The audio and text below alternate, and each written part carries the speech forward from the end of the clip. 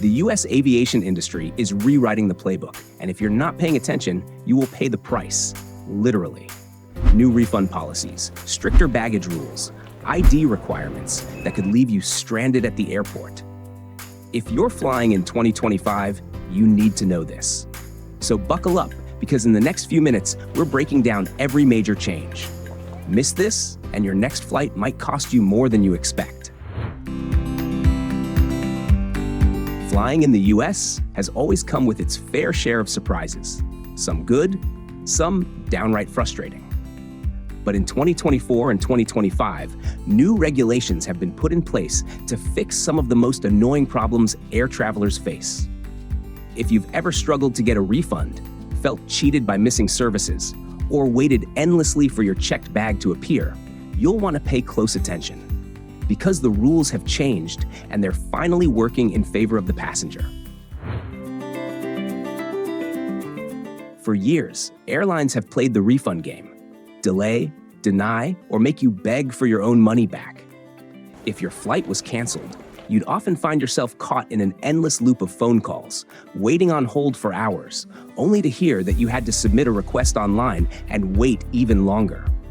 Instead of giving you the refund you deserved, airlines would offer flight credits, push you toward rebooking, or worse, claim that you weren't eligible for anything at all. But as of October 2024, that's over. New federal regulations require airlines to issue automatic cash refunds when your flight is canceled or significantly changed. No more begging customer service for what's rightfully yours. If a domestic flight is delayed by more than 3 hours or an international flight by more than 6 hours, you qualify for a full refund. No excuses. And it's not just about delays. If the airline switches your departure or arrival airport, downgrades your seat, or adds unexpected layovers, you're entitled to your money back. No more airline funny business. If they don't deliver what you paid for, they don't get to keep your money. And the best part? You don't have to fight for it anymore. Refunds must be processed within 7 days if you paid with a credit card and within 20 days for other payment methods. No more endless calls, no more hidden loopholes, just your money, back where it belongs. Finally, a rule that puts passengers first. Airlines love charging extra for everything: Wi-Fi, seat selection, in-flight entertainment. But what happens when those services don't actually work? In the past, passengers were often out of luck. Pay for Wi-Fi but can't connect? Too bad. Book extra legroom but get reassigned? No refund. Airlines would hide behind technical difficulties or offer apologies with no compensation. Not anymore. Under the latest regulations, if you pay for a service and don't get it, you automatically get your money back. No forms, no endless calls to customer service. Wi-Fi down? Refund. Screen broken? Refund. Got moved from a premium seat? Refund. The best part? Airlines must process refunds without making you fight for it. The days of airlines pocketing your money for services they failed to deliver are finally over. Now let's talk about another pain point: baggage delays. If you've ever stood at the carousel watching every other passenger collect their bags while yours is nowhere to be found, you know the feeling. Maybe you're in a new city without your clothes, your toiletries, or even your medications. And back then, airlines would just tell you it should arrive on the next flight without offering any real compensation. But now, airlines must refund your checked baggage fee if your bags don't arrive on time. The clock starts ticking the moment your flight lands. For domestic flights, if your luggage is delayed more than 12 hours, you get a refund. For international flights, the threshold is between 15 to 30 hours, depending on flight length. This is a big deal. For years, airlines kept your money even when they lost your bags. Now, they can't get away with it anymore. Bottom line, if they don't do their job, they don't get your cash. For years, the government has been warning travelers about the upcoming Real ID deadline. And now, it's finally happening. According to the latest data, over half of Americans do not possess a passport, relying instead on their driver's licenses for domestic air travel. Starting May 7th, 2025, your standard driver's license will no longer be enough to board a domestic flight in the US. If you show up at the airport without a Real ID compliant license, a passport, military ID, or another TSA-approved form of identification, you're not getting on that plane, no matter how long ago you booked your ticket. Imagine this. You're packed, excited, and ready for a long-awaited vacation. You arrive at the airport, check your bags, and head to security. But then, TSA stops you. Your ID doesn't meet the new requirements. No refund, no exceptions, just a missed flight and a ruined trip. The problem? Millions of Americans still don't have a real ID. As the deadline gets closer, expect long lines, massive delays, and DMV appointment slots filling up fast. If you wait until the last minute, you could face weeks, maybe even months of processing time, putting your travel plans at serious risk. Bottom line, check your ID today. Look for the small gold star in the corner. If it's not there, start the process now. Because the worst time to find out you're not compliant is when you're already at the airport.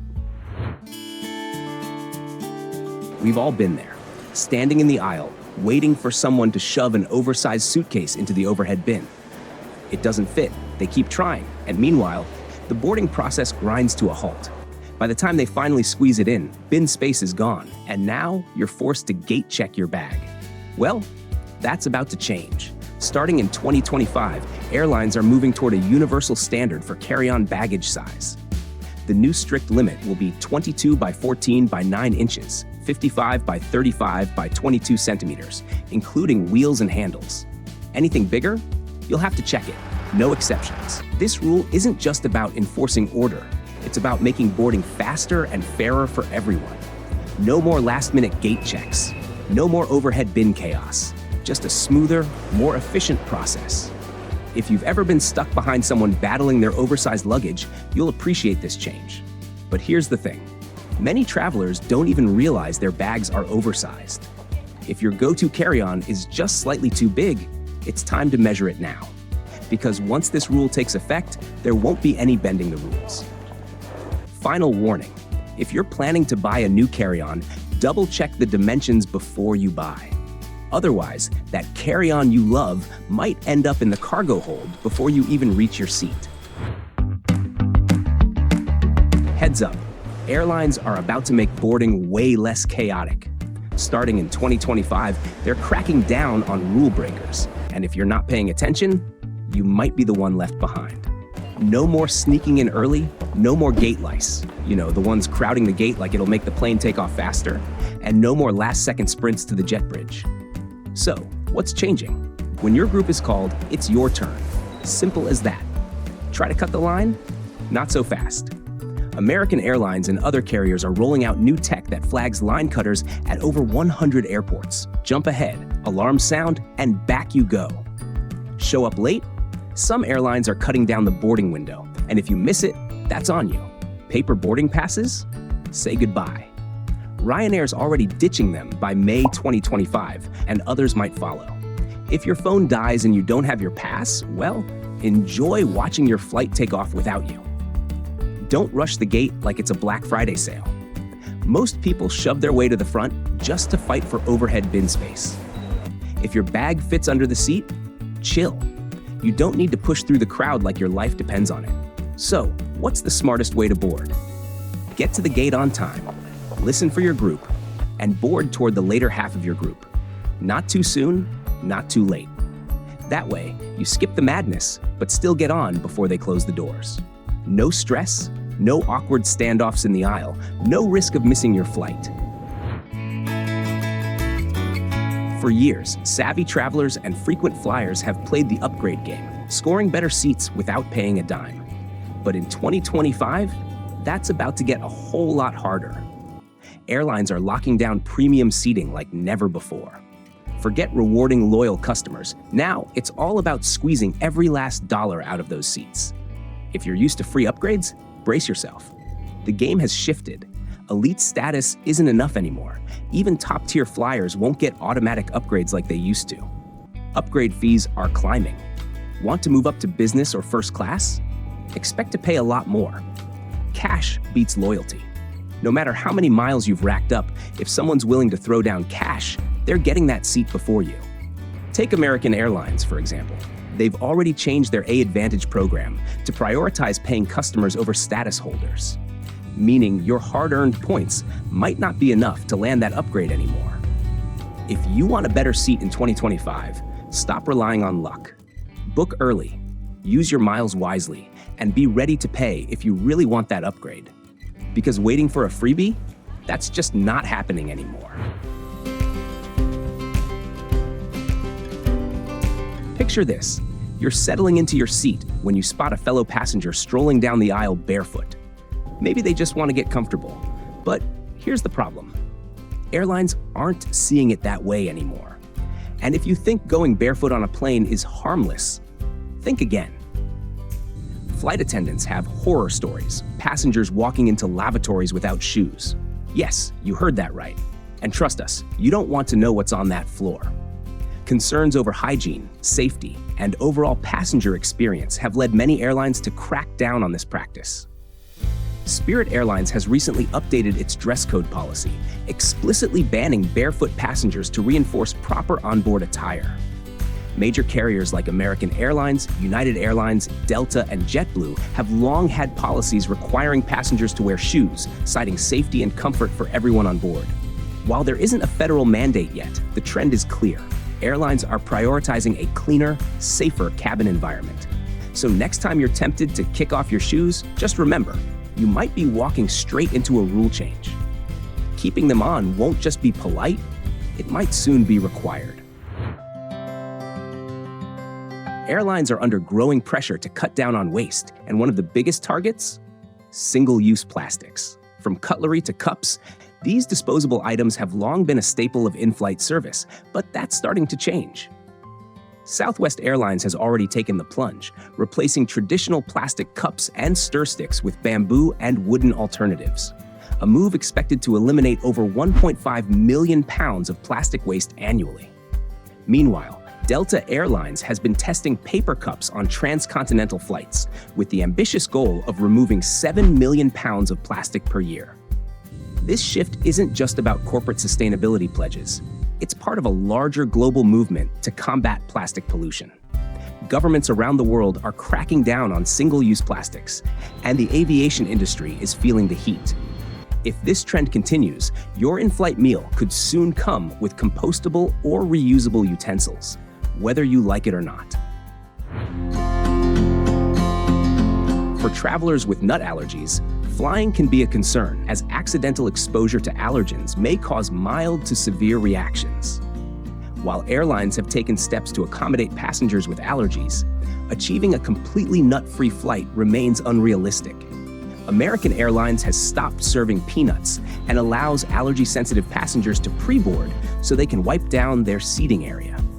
Delta Airlines offers alternative snacks and may suspend peanut service on certain flights if notified in advance.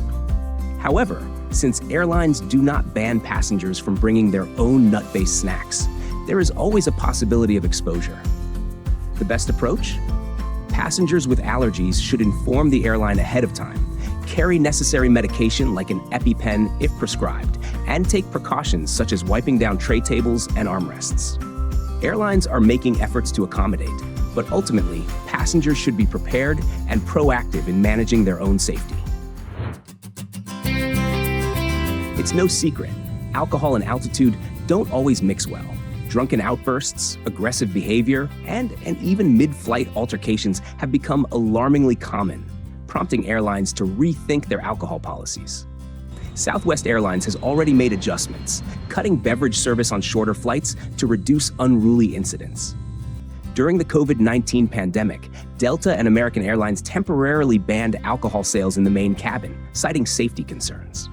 And some industry experts argue that a complete ban on in-flight alcohol could be the next big shift.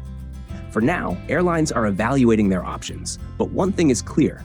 If disruptive passenger behavior continues, alcohol restrictions could become the new normal. If you're used to unwinding with a drink at 35,000 feet, enjoy it while you can. Air travel in 2025 is changing fast. Miss a rule, and it could cost you. Extra fees, denied boarding, last-minute surprises. But if you stay informed, you stay in control. Double-check your ID, measure your carry-on, and know your rights before your next flight. And if you found this helpful, like, share, and subscribe, because, trust me, flying is only getting stricter from here. Safe travels, and see you in the next one.